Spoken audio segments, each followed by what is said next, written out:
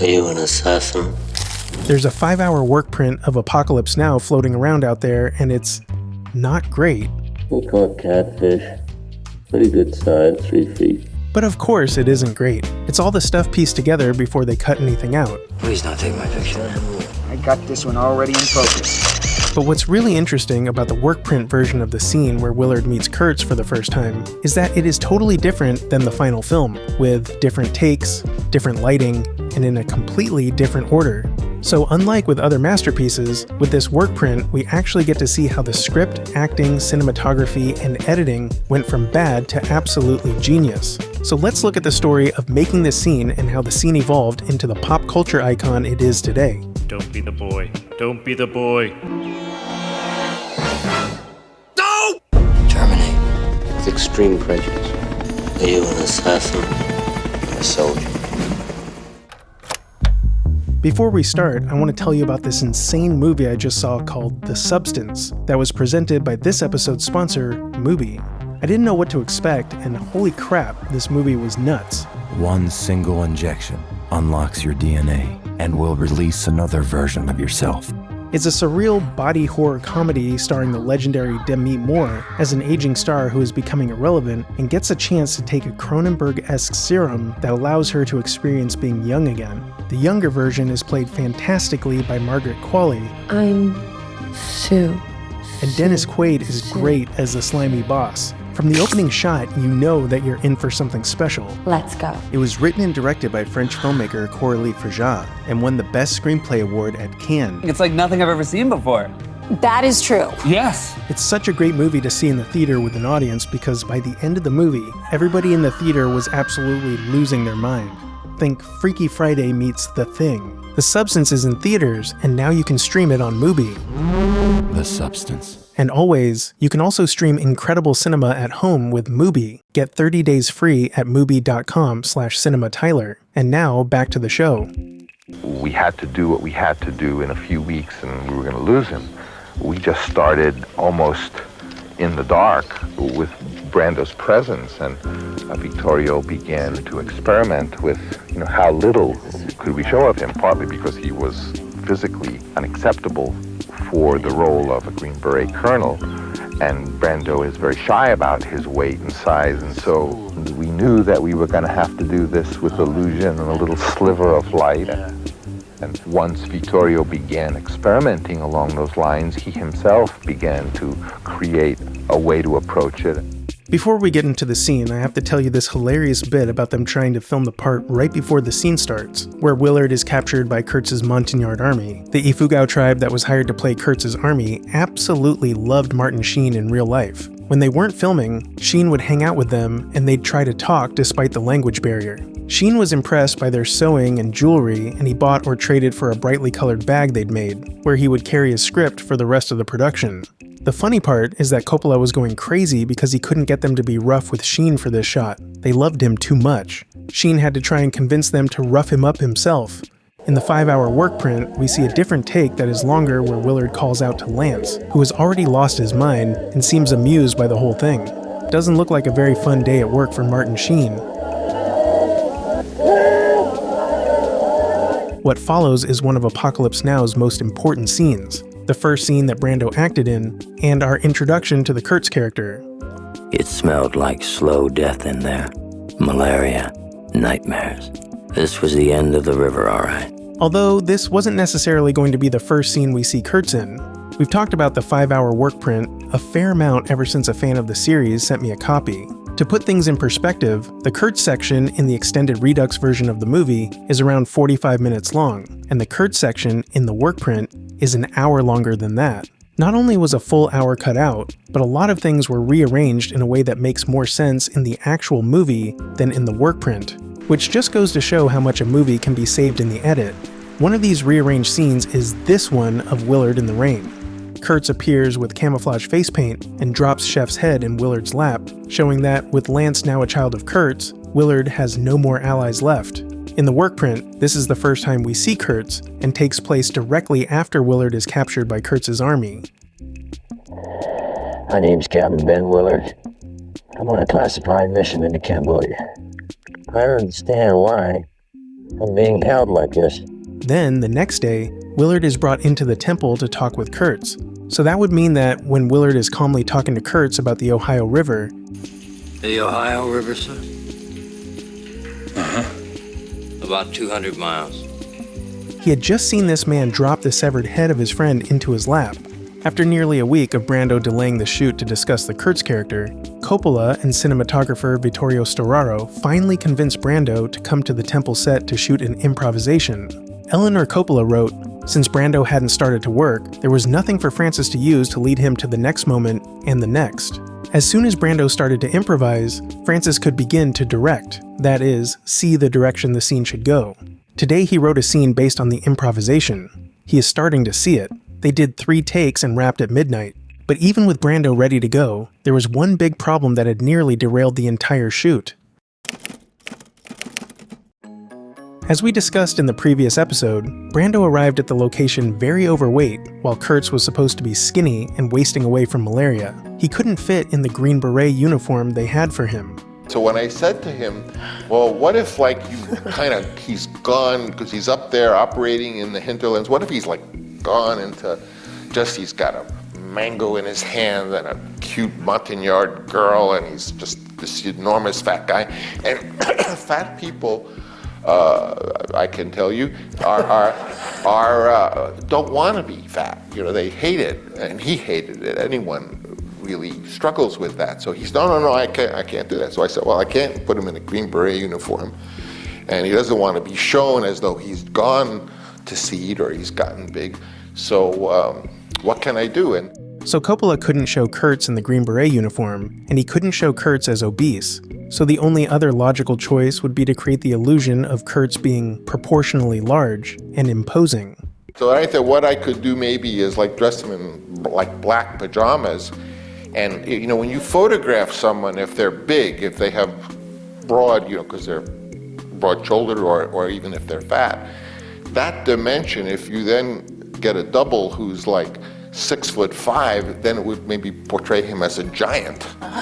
So I decided to go that way. Brando didn't like the black pajamas he was given and wanted some made out of Egyptian cotton, so someone was sent to Hong Kong to get some. Coppola used a 6'6" body double named Pete Cooper for long shots. In a previous episode, we talked about how Pete Cooper was hired to look after the patrol boats on location. That's Cooper with his pants down and again as the guy who throws the smoke grenade. To create the illusion in a memorable character introduction would take a very interesting use of light. Look, we can't get away with the lighting on Marlin forever. I mean, he looks weird. He looks like Uncle Fester, Oh, boy, that's me! Earlier, Coppola had been talking about how the Kurtz compound set was so big that he couldn't get it all into one frame, and would have to show pieces of it here and there to give a sense of the whole. Coppola thought that the same method would be the best way to convey the nearly indefinable ideas that Kurtz represents. And we'll soon see in our introduction to Kurtz, the man himself is revealed to us in a similar way. That close-up of Marlon Brando coming out from the obscurity and reveal himself step by step, point by point, ray by ray, is like something coming out from a darkness. The visual feeling of a revealing of our own unconscious. Cinematographer Vittorio Storaro said, "I've always been chasing this sun and moon, trying to tell a story through photography, with this light or with that shadow. Cinema is a language of images, formed by light and darkness, and by the internal elements of colors, through which stories must be interpreted." Throughout Apocalypse Now, Storaro used deeply saturated colors and silhouettes to tell the story alongside many very specifically placed lights that would cut through the darkness of the jungle setting. All of these techniques would be heavily employed in the scene in which Willard finally comes face to face with Kurtz. Way back in the early episodes of this series, we talked about how Coppola wanted Storaro to shoot Apocalypse Now because he loved his work on Bertolucci's anti-fascist movie The Conformist.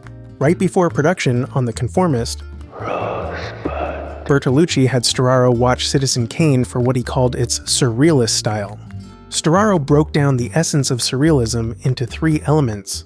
First is love, the center of life in human beings. Second is dreams, which goes beyond the rational. And third is the liberation of not being tied to standard regulations.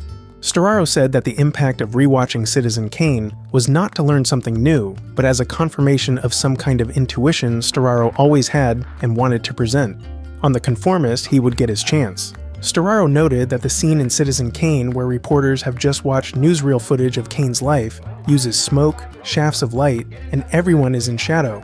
According to Storaro, this shows a relationship between the past and darkness. Conversely, when Kane does a political rally during his run for governor, I made no campaign promises. He's brightly lit with a large image of his face behind him, showing a relationship between future and light. Jim Geddes has something less than a chance. Throughout his life, Storaro has obsessed about this relationship between light and darkness. When he finished his first movie, Youth March, he felt he was lacking something but didn't know what. He went with his wife to a church in Rome to experience the art of the architecture, paintings, and music. And while he was there, he saw this painting by Caravaggio called The Calling of St. Matthew. And he was shocked because after studying cinematography for 9 years, no one told him about this genius. The painting depicts Jesus Christ pointing to a tax collector named Matthew, inviting him to become one of his disciples. Just one line. Just marked one line of sunlight into darkness, creating an incredible sentence for all of us. An immortality way to say this is the difference of the separation between humanity or divinity, between past and future, between unconscious and consciousness, between light and shadows. It's supposed to signify a spiritual awakening. It's a very interesting parallel to this scene, because Kurtz is worshipped like a god, and this initiates the beginning of Kurtz trying to convert Willard into one of his followers. In an interview with Cook Optics, Storaro said that a nightingale always sings the same song, like an artist always follows the same theme. For him, his theme was always searching for a harmony between contrasting elements, artificial and natural light, warm color and cold color, light and shadow, conscious and unconscious. With this theme and using the Caravaggio painting as inspiration, Storaro and Coppola decided to reveal Kurtz from the shadow in pieces, with the last part, his face, finally being presented to the horror of the world. When Coppola and Storaro looked at the early tests of Brando as Kurtz, Coppola said that his voice should come out of the darkness. Storaro thought that they should try their original idea of having Kurtz emerge from the darkness in pieces to be more symbolic. Storaro set up his lights on the set and asked Coppola and Eleanor to come down to see his idea. When they arrived, he said, "Willard is brought into this room, forced to his knees, and hears nothing but a voice issuing from this cavernous darkness. I can do a very sharp light over here, so you can see an arm here, a piece of head, and little by little this voice emerges from the essential blackness." Coppola brought Brando over to see the idea, and 2 hours later, he agreed to do the scene that way. When the time came to shoot, Storaro was working with Coppola on blocking in the temple set, and was shocked when he first saw Brando emerge into the room like a powerful rock, dressed as Kurtz in all black with his shaved head and wearing platform shoes to appear taller. Brando remained in shadow and slowly leaned into the light to reveal pieces of himself. There's a place in the river, I can't remember. Must have been a gardenia plantation or flower plantation at one time. Assistant director Jerry Zeismer said that Brando slowly got comfortable in the scene, interacting with the wash basin and telling a real story from his youth about floating down the Ohio River. For about 5 miles, you'd think that heaven just fell on the earth in the form of gardenias. From there, the character of Kurtz began to emerge. Zeismer said, "First we filmed the wide master shot with both Marty's back and Marlon facing the camera. When Francis was happy with that, we moved in and did all of Marlon's close-ups. Marlon worked the light and shadow, moving his face into and out of the light. Marlon was on film, and he began to show us the very beginnings of Kurtz." How far are you from the river? We can see in the 5-hour work print a different take where Brando rolls over immediately into the light.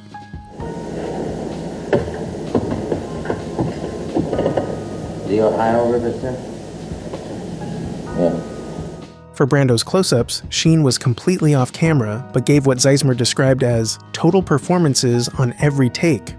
In a motion picture, you come in and you save it for the close-up, crank up for that, and then that fly. Zeismer saw that Brando was placing notebook pages just off camera with numbers and short reminders of specific lines to read while filming. He put the pages everywhere, including on the camera itself, on the cameraman, and on Martin Sheen. So while Sheen was performing his lines off camera, he had pages taped to his chest and forehead. Brando would scan the room for his next line only when it was his cue. The crew was shocked when Brando broke etiquette and went home when it was Sheen's turn to do his close-ups. Coppola and Storaro noted that Brando hadn't done that during The Godfather or Last Tango in Paris. Maybe it was because he was playing a smaller role or something. What did you expect? Zeismer was annoyed and wanted to do Sheen's close-ups the following day with Brando, but Sheen insisted on doing it then, saying, "It's no big thing." Zeismer speculated that Brando didn't like his performance in this first scene after such a long delay. One thing that is just so interesting about looking at the work print is that nearly all of the takes are different from the ones that ended up in the final film. We get an opportunity to see Brando perform takes that aren't as good as the ones that were ultimately chosen. It's just so fascinating to see the process of getting to a cinema classic. Some of these alternate takes change the feeling of the scene so much. In the movie, Kurtz asks Willard if he was told why they wanted to terminate his command. He says this while washing his face, and it comes across, to me, like he's passively curious, but mainly trying to size up how much Willard cares about the reasons. They say why, Willard, why they wanted to terminate my command. In the work print, Kurtz comes across anxious, like he's worried about what the military is thinking of him. Did they say why, Willard? Why they wanted to terminate my command? In episode 7, we learned that Storaro actually had it in his contract that the film stock for Apocalypse Now would be Kodak E5383, but there is more to this. Around this time, the famous Kodak 5247 had recently been introduced and would go on to give Alien, The Shining, Star Wars, and Blade Runner their distinct late 70s, early 80s look. If this sounds familiar to you, you may have seen a video I did on Tarkovsky's Stalker, which shot on 5247 when it was very new and the Soviet film labs ruined the first production of the movie. Storaro had done some tests with 5247 while working on 1900, but he didn't really like it. But by the time Apocalypse Now was in production, the transition to 5247 was nearly finished, and he couldn't use the older stock anymore. Storaro said, "I wasn't happy with the contrast of the new stock. And when I did some tests in Rome with Ernesto Novelli, we decided to flash the negative of Apocalypse Now. After exposing the negative, we would send it to Rome, where they would flash it before developing. I told Ernesto that I was unhappy with the blacks in the film, because black was one of the most important colors in terms of the visual strategy. By the way, flashing the negative is where film would be exposed to a low amount of light before or after shooting, creating an effect that would enhance the details in the shadows so they wouldn't get lost in the darkness." In a separate interview, Storaro said, "In Heart of Darkness, there is no doubt one principle in Joseph Conrad, that one civilization should not overimpose itself on top of another culture. The Heart of Darkness that he was looking for belonged to another culture, another place, that was part of yourself. Kurtz represents this. Kurtz represents the dark side of civility. So in losing the visual aspect of this darkness, which is black, for me, was missing one major section of the interpretation of the picture." Occasionally, Ernesto would fly over from Technicolor Rome to visit Storaro on the set, and one day he brought a roll of film, saying that it had been treated with a new process that he'd invented. The process ended up being called ENR, named after Ernesto's full name, Ernesto Novelli Remo. According to the American Society of Cinematographers, ENR is a proprietary color-positive developing technique, which utilizes an additional black and white developing bath inserted at an appropriate stage of a print's processing in order to retain silver. After the film has been bleached, but prior to the silver being fixed out of the film, this extra bath allows for a controlled amount of silver to be redeveloped, adding density in the areas with the most exposure, primarily the blacks. This makes the blacks blacker while allowing for more detail in shadows. Storaro said, "I performed some tests during the post-production phase of Apocalypse Now, and the dense blacks we got were exactly what I'd had in mind for the scenes with Kurtz. That process, of course, was what came to be known as ENR. While I couldn't apply ENR to the first release prints of Apocalypse, I later used the process on Reds in 1981. So the question is, did they use this process on subsequent prints of the movie? Well, in 2001, the Redux version was released, re-edited with several cut sequences put back into the movie, but what's interesting here is that Storaro did a new color balance of the entire movie, using the Technicolor dye transfer process from the golden age of Hollywood. This was a printing process, not a developing process, that involved combining a red, green, and blue film strip to make an image with highly saturated colors and a consistent black tone. However, the only way to use this process was to actually cut up the original prints, making Redux all that's left. This allowed for a much higher quality image to be digitized. What's really cool is that even in the Blu-ray, there's so much information in the shadows. We can lighten different clips and see pretty well what was hidden, like in the shadows of the French plantation sequence, and of course, Kurtz's introduction. The shadows are brilliantly used to piece together the scene. When we lighten the footage, we can see that Brando's mouth isn't moving when we hear some of his lines. No longer classified. The funny thing is that Apocalypse Now is known for its incredible visuals, but the story is also so good that I'd still be engrossed in the movie if I were watching a third-generation VHS recording of it. Storaro would end up using the ENR process on all of his movies following Apocalypse Now, and various other cinematographers would end up using the process in their own movies. A lot of the moments in this scene appear in a different order than they do in the work print. In the Redux version, the scene begins with Kurtz asking where Willard is from, and then the story about seeing gardenias while floating down the Ohio River. Kurtz washes his face and head while talking about the freedoms from the opinions of others and yourself. Kurtz asks if they said why they wanted to terminate his command. Willard says he was sent on a classified mission because Kurtz had gone insane. Kurtz says he expected someone like Willard and asks Willard what he expected. Kurtz asks Willard if he is an assassin and tells Willard that he is just an errand boy. In the work print version, the scene begins with Kurtz asking where Willard is from.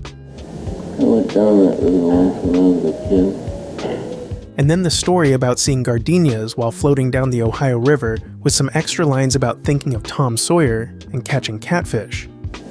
Tom Sawyer, Huckleberry's friend. I couldn't think of anything else. Kurtz asks if they said why they wanted to terminate his command. Willard says he was sent on a classified mission because Kurtz had gone insane. And you had become a savage. Kurtz asks Willard if he is an assassin and tells Willard that he is just an errand boy. This is the only shot from the work print version of this scene that made it into the final movie. Kurtz washes his face and head while talking about the freedoms from the opinions of others and yourself. Then Kurtz says he expected someone like Willard and asks Willard what he expected. Willard doesn't answer, and the guard leads him away. But look at this. This looks just like the opening shot of Willard being brought in, but this is him leaving and we see Kurtz in the background. On the next episode, we'll take a look at Brando's acting quirks as we go through the making of everything up to the climax of the movie. I came across some hidden details in this Redux scene that really blew my mind. I'm getting over a nasty cold, so this episode's companion PDF is a bit light. I went through the movie and lightened some of the darkest shots to see what was hidden in the shadows. It's actually really interesting how much you can see, and how much it weirdly makes the movie look more like something that would come out today. If you want to support this series, check it out. It's just $1, or you can support Cinema Tyler on Patreon at the $5 level to get access to all of the PDFs I've made for this series.